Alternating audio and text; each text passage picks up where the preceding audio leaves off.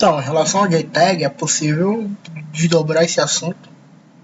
É um conteúdo muito importante que é possível desdobrar por horas e horas e horas de aula, que a gente não vai ter nem sequer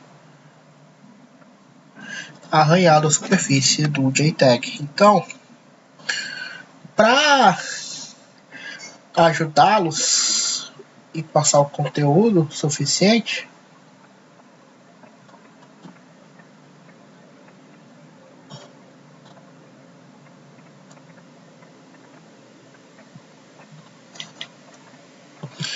o que eu vou fazer aqui no slide, no conteúdo do vídeo? Eu vou passar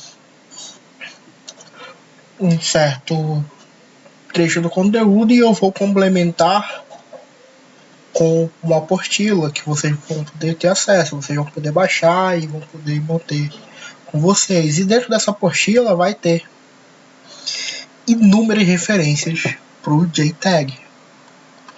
Aí, o que é importante é que vocês já a partir de hoje eles saibam que existe esse tipo de teste e saibam que ele é extremamente importante para a carreira de um técnico.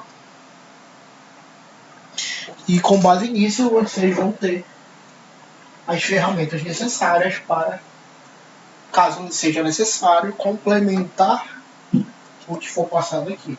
Então é sempre importante que vocês busquem complementar esse conteúdo. Então, como eu já falei anteriormente, o JTAG é um teste automatizado do I3E, em que ele tem um TAP, um Test Access Point, terminais de teste. Como isso funciona?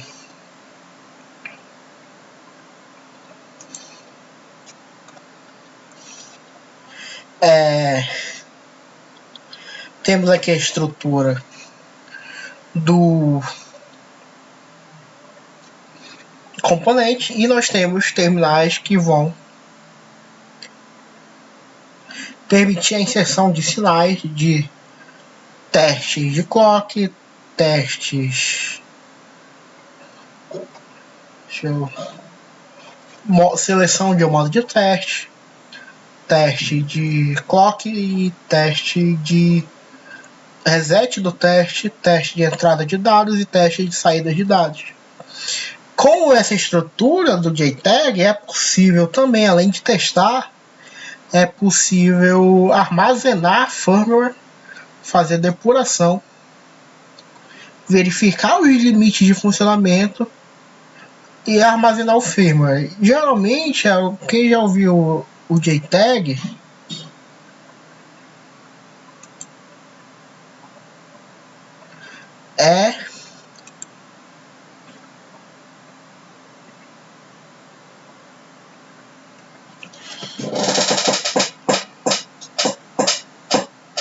quem conhece o JTAG, quem tinha Xbox 360, e essa estrutura era utilizada para fazer um override no Xbox 360 para desbloquear para jogos piratas, né? Então, o que era feito? Você comprava lá uma unidade de teste de JTAG, que é um preço assim, eu nem lembro quanto era, uns R$150 na época do 360. Era um aparelho popular, agora é muito do PS4, né? E a gente baixava o arquivo da internet e fazia o carregamento desse arquivo na unidade de processamento do Xbox 360 e ele apagava aquele arquivo que vinha da loja, que vinha da fabricação, e com isso o Xbox 360 passava a reconhecer discos, unidades de medida que não eram originais. Isso era um procedimento muito prático. Eram procedimento muito utilizado, porque jogos desses consoles mais modernos, a gente sabe que na loja eles são caros. Então a galera da internet deu esse jeito de permitir a popularização, vamos colocar assim, porque eu tenho aqui que medir minhas palavras, porque esse vídeo vai ficar disponível para quem quiser ver, além de vocês alunos. Então não vamos acusar ninguém, vamos manter os panos quentes em relação a essa situação.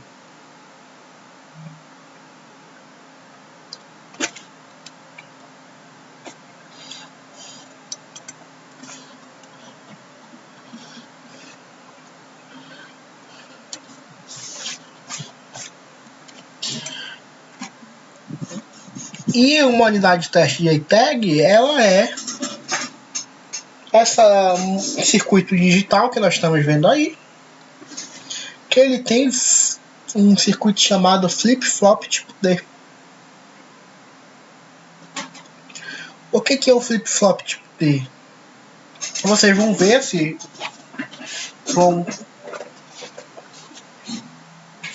trabalhar com esse tipo de circuito na disciplina de circuitos digitais 2, se não me engano, ou de circuitos digitais 1, mas explicando assim de uma forma bem básica, um flip-flop é um circuito que ele permite ou não passar um sinal, nesse caso um bit, um sinal de 0.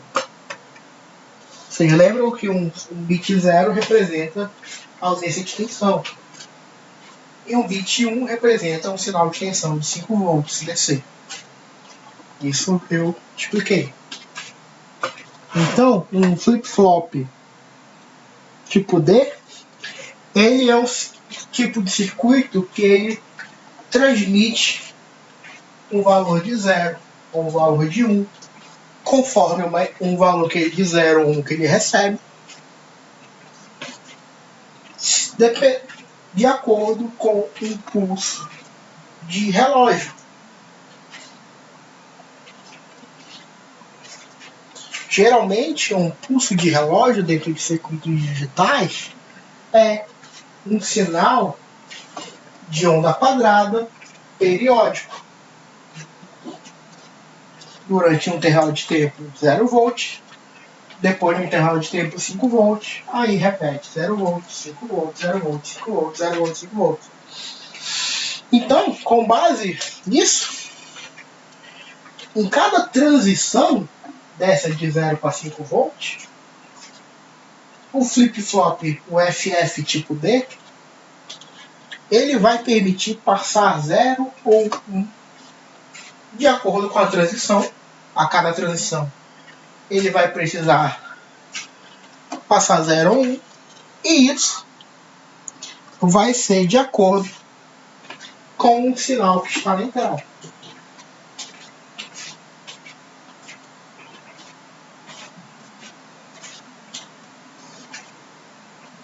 E então, esse sinal vai ser transmitido de célula a célula no JTAG, sendo propagado pelas trilhas do componente da unidade que a gente está testando.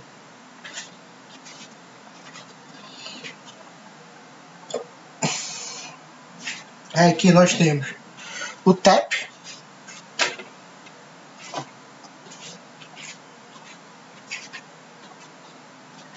e aqui nós estamos vendo um circuito, um layout de circuito precisa digital, ele precisa ter um TAP. Ele precisa prever o acoplamento desses sinais de teste access point. Senão, é impossível conectar uma unidade de JTAG para fazer o teste. Se no projeto não for feito um projeto de circuito que tenha as entradas de TAP, simplesmente não tem como testar. Então, como isso vai funcionar?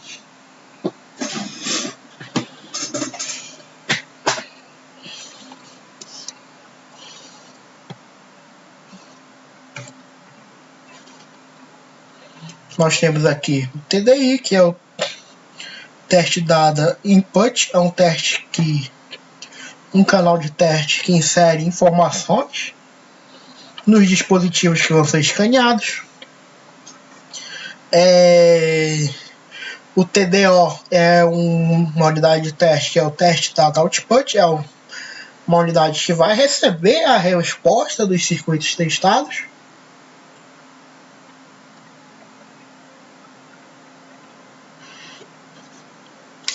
O TMS é um sinal que vai indicar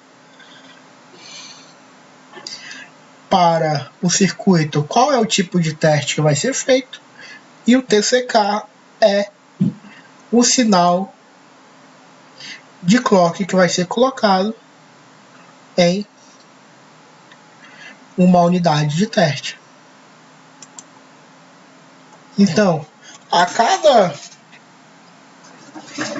giro do relógio, o unidade de tag vai colocar nas trilhas valores de 0 e 1 e vai receber pelo TDO a resposta desse fluxo de sinal. Então, é como se fosse um teste de continuidade, só que em vez de a gente pegar um multímetro e colocar uma ponta de prova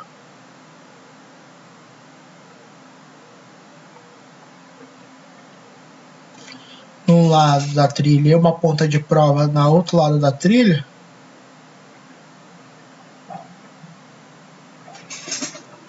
e se tiver uma continuidade, o multímetro vai informar. Se não tiver, ele vai apitar. Então é basicamente isso que o JTAG faz. Se tiver uma continuidade perfeita, a resposta vista no TDO é um bit, é um valor de 1, ou seja, um LED ligado. Se a continuidade não for estabelecida, acende outro LED. Então assim é feito o teste de JTAG. Aqui tiver um momento em que não há uma continuidade. Então, esse bit 1 que estava aqui não foi visto aqui, e esse bit 0 que não estava aqui não foi visto aqui. Então, no TDO vai ser visto um LED vermelho ligado. Aí, professor, e se um ciclo de teste de JTAG tiver várias falhas, como é que a gente sabe? É por isso que existe o sinal de clock.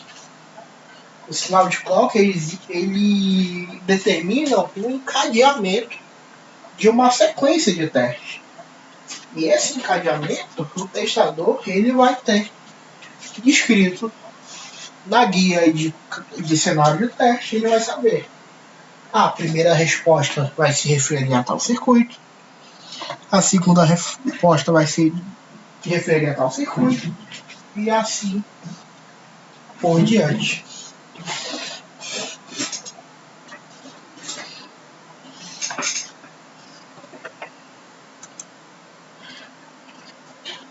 O DFT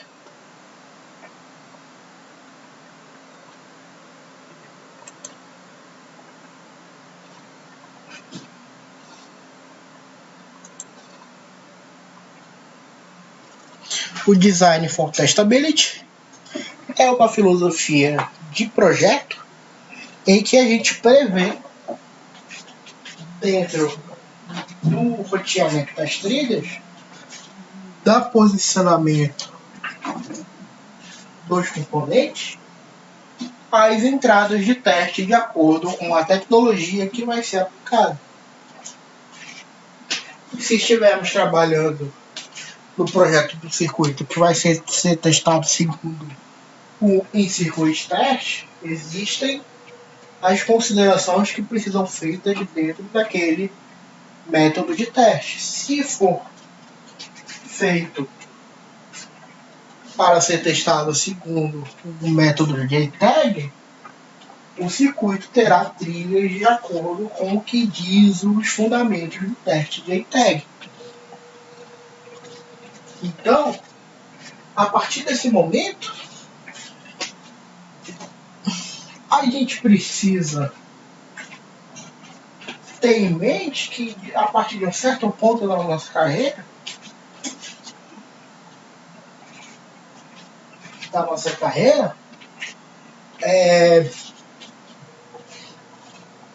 os projetos que nós faremos, eles precisam observar certas diretrizes. No nosso projeto de fonte de direção, a gente vai atender algum tipo de teste? Necessariamente não. Nós não vamos colocar a unidade STEP de teste access point num circuito que ele é puramente analógico. Mas o que nós vamos fazer vai ser seguir recomendações que vão nos permitir que nós façamos testes elétricos e testes funcionais. Ou seja, nós vamos dividir as seções do circuito de fonte de tensão para que a gente possa verificar um funcionamento separadamente.